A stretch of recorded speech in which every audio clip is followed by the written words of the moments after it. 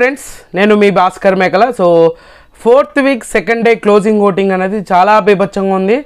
ఖచ్చితంగా మీకు నచ్చిన కంటెస్టెంట్ని ఓటేసుకోండి. అండ్ ఈసారి డబల్ ధమాకా ఉండొచ్చు. అండ్ డేంజర్ పొజిషన్స్ మారుతూ ఉన్నాయి, ఈక్వేషన్స్ మారిపోతూ ఉన్నాయి. మీకు నచ్చిన కంటెస్టెంట్కి ఓట్లు అయితే ఖచ్చితంగా వేసుకోవడం ఆపేయకండి. ఖచ్చితంగా ఓట్లు వేసుకొని వాళ్ళని సేవ్ చేసుకోండి. అండ్ ఈ వీడియో అనేది ఎండ్ వరకు చూడండి, మీకు క్లారిఫికేషన్ వస్తుంది. అండ్ డబుల్ ఎలిమినేషనా, ఎవరు ఎలిమినేషను, అండ్ మణికంఠ ఎందుకు డేంజర్ జోన్కి వచ్చాడు, సో ఇవన్నీ మాట్లాడుకుందాం క్లియర్గా. సో ఖచ్చితంగా ఒక లైక్ వేసుకొని వీడియోలోకి అయితే వెళ్ళండి. టాప్ పొజిషన్ వచ్చేసరికి మన నబిల్ ఉన్నాడు, నబిల్ అఫ్రీది ఓటింగ్ అనేది బీభత్సంగా ఉంటుంది, మామూలు కాదు, ఒక రేంజ్లో ఉంటుంది అని అనడానికి పెద్ద నిదర్శనం అనమాట. అండ్ ఇంకోటి ఏంటంటే ఆల్రెడీ లైవ్లో కూడా చాలా బాగుంది, మనోడు ఫుటేజ్ చాలా ఎక్కువ వస్తుంది. అండ్ టాస్క్లు కూడా చాలా గట్టిగా ఆడుతున్నాడు. వాళ్ళ టీంని ఆల్రెడీ కాంతారా టీంని అయితే మళ్ళీ ఒకసారి గెలిపించాడు. ఒక స్ట్రాటజీని ముందు మొదలెట్టేసి ఏదైతే బెలూన్ టాస్క్ ఒకటి నడిచింది కదా బాల్ది, ఆ బాల్ టాస్క్లో ఫస్ట్ మనోడే స్టార్ట్ చేస్తాడు. మంచి ఓపెనింగ్ ఇచ్చేసి మిగతా వెనకాల ఉండే కంటెస్టెంట్స్కి కూడా మంచి గైడెన్స్ అయితే ఖచ్చితంగా ఇచ్చాడు. వాళ్ళ టీంని గెలిపించాడు. కాంతారా టీంని అయితే గెలిపించి ఒక ఎలిమినేషన్, ఆల్రెడీ 12 ఎలిమినేషన్స్ కొత్త వైల్డ్ కార్డ్ ఎంట్రీస్ ఇచ్చారు కదా, ఆ వైల్డ్ కార్డ్ ఎంట్రీస్ నుంచి ఒక వైల్డ్ ఎంట్రీని అయితే తీసేయగలిగారు కాంతారా టీం గెలిచి. ఆ గెలిచినందుకు 1 lakh ప్రైజ్ మనీ కూడా వాళ్ళకి యాడ్ అవ్వడం అయితే జరిగింది. సో ఈ విధంగా ఆ గెలవడంలో కీలక పాత్ర పోషించింది మాత్రం నబిల్ అఫ్రీది. మనోడు వెనకాల గైడెన్స్ కూడా చాలా బాగుంది, వాళ్ళ టీంకి సపోర్టింగ్ అనేది చాలా బాగా చేశాడు అనేది నాకు పర్సనల్గా అనిపించింది. 29%. మార్నింగ్ చూసుకుంటే ఈవినింగ్ చూసుకున్నా కూడా మార్నింగ్ ఈవినింగ్ పెద్ద డిఫరెన్స్ ఏం లేదు, కాన్స్టెంట్ ఓటింగ్ అనేది జరుగుతూ ఉంది మనోడికి. అండ్ 29% తోటి తోపులాగా దూసుకుపోతుంది అనమాట. సో తర్వాత పొజిషన్ వచ్చేసరికి ప్రేరణ ఉంది. ప్రేరణ కూడా దుమ్ము లేపుతుంది. అబ్బా రాను రాను రాను రాను వీళ్ళే ఏమంటారు, కాంతారా క్లాన్ అయితే చాలా బాగా ఇంప్రూవ్మెంట్ ఉంది, చాలా బాగా ఆడుతున్నారు. ఒకరిలో ఒకరికి కమ్యూనికేషను, ఒకరిలో ఒకరికి చాలా నీట్గా అండర్స్టాండింగు చాలా బాగా అనిపించింది నాకు. ఎందుకంటే ఇప్పుడు కాంతారా తర్వాత ఫస్ట్ టాస్క్ అనమాట, కాంతారా క్లాన్ చీఫ్ మన సీత అయినాక వాళ్ళ గేమింగ్ చూసుకుంటే చాలా బాగా అనిపించింది నాకు. అరే ఈ రేంజ్లో ఆడుతున్నారు ఏంట్రా అనిపించింది. సో అలాగే ప్రేరణ కూడా 23% తోటి సెకండ్ పొజిషన్. అండ్ మార్నింగ్ చూసుకుంటే 21% ఉన్న ప్రేరణ ఇప్పుడు వచ్చేసరికి మాత్రం ఏకంగా 23%, అంటే 2% ఓటింగ్ అనేది పెరిగింది అని చెప్పుకోవచ్చు. ఈ రేంజ్లో ఓటింగ్ అనేది ఈమెకు ఉండడం అనేది పెద్ద చెప్పుకున్న విషయమే, అంత తీసేసే అంత విషయమేం కాదు. అండ్ ప్రేరణ కూడా స్ట్రాంగ్ కంటెండర్. అండ్ కామెడీ వేలో అంతే కామెడీ ఇస్తుంది, అండ్ సీరియస్ వేలో అంతే సీరియస్ ఇస్తుంది. వర్క్ విషయంలో అంత డెడికేషన్గా వర్క్ చేస్తుంది అనమాట. సో ప్రేరణ వర్త్ ఇట్ అని చెప్పుకోవచ్చు, ఎందుకంటే 23% తోటి ఈమె సెకండ్ పొజిషన్లో ఉంది. అండ్ 2% ఓటింగ్ అనేది మార్నింగ్కి ఇప్పటికీ 2% ఓటింగ్ అనేది పెరిగింది. నెక్స్ట్ వచ్చేసరికి వెరీ షాకింగ్ అనమాట, ఈయన స్లో పాయిజన్ లాగా ఎక్కేస్తున్నాడు జనాలకి. ఎవరనుకుంటున్నారు? ఆదిత్య ఓం గారు స్లో పాయిజన్ లాగా ఒక్కొక్క స్టెప్ పైకి వెళ్ళిపోతూ ఉన్నారనమాట. ఈయన నిజంగానే ఈసారి కూడా సేవ్ అయిపోతాడు, ఈసారి కూడా ఫిక్స్ అనుకోండి, గుర్తుపెట్టుకోండి, ఫిక్స్ అయిపోవచ్చేమో. ఆ రేంజ్ ఓటింగ్ అనేది డ్రాబ్యాక్ అవ్వట్లేదు. మార్నింగ్కి ఇప్పటికీ ఈయనకు కూడా ఒక 2% ఓటింగ్ పెరిగిందబ్బా. ఎందుకో జనాలకు ఒక తెలియని అట్రాక్షన్, తెలియని కనెక్షన్ అయితే కనపడుతూ ఉంది. అంత బాగా కనెక్టివిటీ అంత బాగా ఉంటుంది. అండ్ కొంతమంది చేసిన దానికి ఖచ్చితంగా ఆయనకు ఓటింగ్ అనేది పెరుగుతూ ఉంది. అండ్ చాలా స్ట్రాటజిక్గా ఆడాలి అనే థాట్ లేకపోయినా కూడా ఆయన కొన్నిసార్లు ఆయన అమాయకత్వమే ఆయన కాపాడుతుందంటే అది కూడా అనుకోవచ్చు. ఆదిత్య ఓం గారు చాలా బాగా ఇంప్రూవ్మెంట్ అనేది ఖచ్చితంగా కనిపిస్తూ ఉంది. అండ్ 3rd పొజిషన్కి వచ్చాడు. 4th పొజిషన్లో ఉన్న ఆదిత్య ఓం గారు సడన్గా చూస్తే 3rd పొజిషన్కి వచ్చాడు. అది ఏంటి, మార్నింగ్ 15% ఉంటే ఇప్పుడు 17%. 17% అంటే 2% ఓటింగ్ అనేది పెరిగింది ఆదిత్య ఓం గారి. సో మరి ఈ పర్సంటేజ్లన్నీ ఎవరి దాంట్లో పడ్డాయిరా కోత అనుకుంటున్నారు కదా.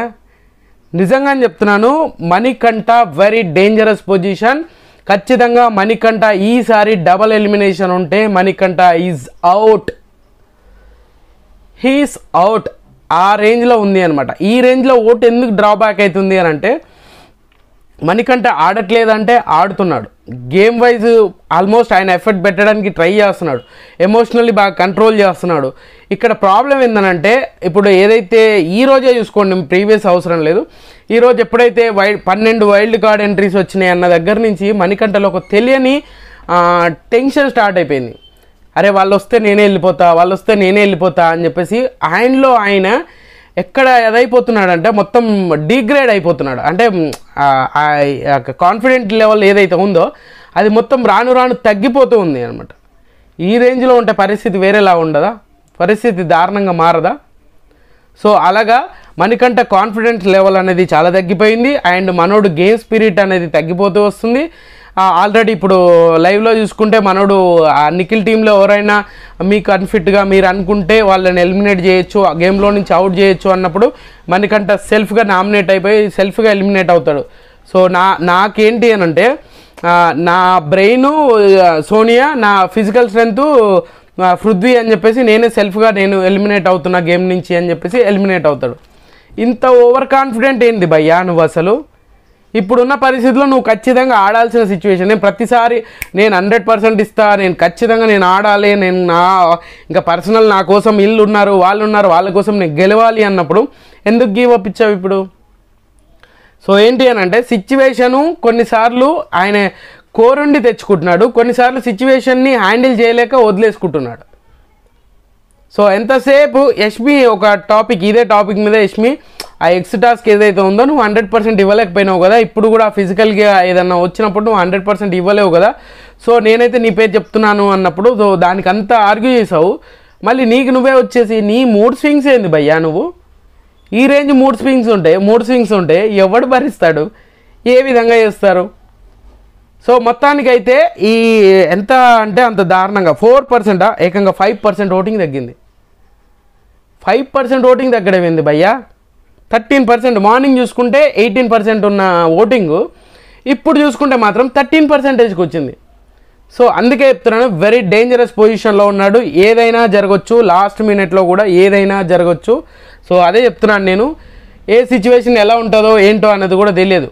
మొత్తానికి ఆ రేంజ్లో అదైతే జరుగుతూ ఉంది. అది ఎవరు ఏం చేయలేని పరిస్థితి, ఎవరు ఏం చేయలేని సిచ్యువేషన్ కూడా. సో అందుకే మీకు నచ్చిన కంటెస్టెంట్ కోటేసుకోమని పదే చెప్పడానికి రీజన్ అదే. సో మొత్తానికైతే 13% తోటి ఫోర్త్ పొజిషన్లో ఉన్నాడు.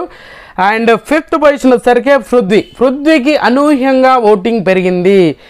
ఈయనకు కూడా 2% ఓటింగ్ అనేది పెరిగింది. ఇదేంది భయ్యా?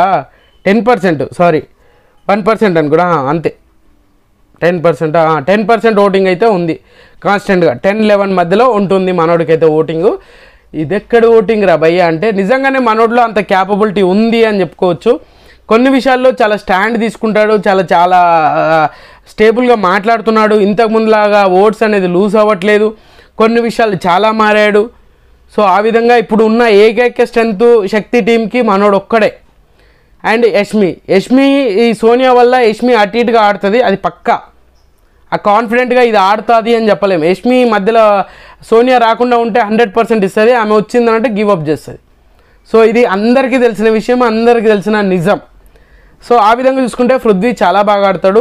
అండ్ ఇప్పుడు పృథ్వీ అయితే ఆడలేదు. సెకండ్ టాస్క్లో బిర్యానీ టాస్క్ వచ్చింది, ఫుడ్ అనమాట. ఫుడ్ ఎంత కావాలంటే అంత తినాలి. సో బజర్ మోగేలోపు ఇద్దరు కంప్లీట్ చేయరు. ఇక్కడ నబీలు, అక్కడ సోనియా ఇద్దరు పోటీ పెడతారు, ఇద్దరు ఓడిపోతారు. అంటే ఇద్దరికి ఏమీ ఉండదు అనమాట. సో మొత్తానికి మళ్ళీ ఒకటైతే వైల్డ్ కార్డ్ ఎంట్రీని అలాగే ఉంచారు. సో ఇద్దరు ఫెయిల్యూర్ అయ్యారు. And Kantara and Shakti team, ఈ 2 టీంలు అనేది ఫెయిల్యూర్ అయిపోయినాయి. అండ్ తర్వాత పోసిన సరిగే సోనియా. పాపం సోనియాని పాపం అనడానికి ఏం లేదు, ఆమె ఒక స్ట్రాటజిక్గా ముందుకెళ్దాం అనుకుంటుంది. ఆ స్ట్రాటజీ అనేది జనాల్లో మిస్ఫైర్ అవుతుంది. సో అది మెయిన్ ఇంపార్టెంట్ అనమాట. ఆ ఇంపార్టెన్స్ ఏంటంటే ఈమె ఏదైతే చేద్దాం అనుకుంటుందో అది ఆడియన్స్కి నెగిటివిటీగా కనిపిస్తుంది. ఆ నెగిటివిటీ అనేది స్ప్రెడ్ అయిపోతుంది. సో అందుకే ఈమెకి ఈ రేంజ్లో అది ఉంది. అండ్ ఇంకొకటి ఏంటంటే నిఖిల్ని ఆ విధంగా చేసేసరికి నిఖిల్ గేమ్ మీద ఇంపాక్ట్ అనేది ఎక్కువ క్రియేట్ అవ్వడం వల్ల ఈమె మీద హేట్ రేట్ అనేది ఎక్కువ పెరుగుతూనే ఉంది, ఇంకా పెరుగుతూనే ఉంది. బట్ కొన్ని విషయాల్లో అయితే ఖచ్చితంగా యాక్సెప్టబుల్ చేయాలి, కానీ ఇప్పుడున్న పొజిషన్లో అయితే ఖచ్చితంగా ఈమెను మ్యాక్సిమం ఎలిమినేట్ చేసి దానికంటే ఈమెను సీక్రెట్ రూమ్లో ఉంచడం బెటర్. ఒకవేళ డబల్ ధమాకా అయితే మణికంఠ వెళ్ళిపోయే ఛాన్సెస్ 99% ఉంది. అండ్ డబుల్ ఎలిమినేషన్ ఉండే ఛాన్సెస్ కూడా ఉంది.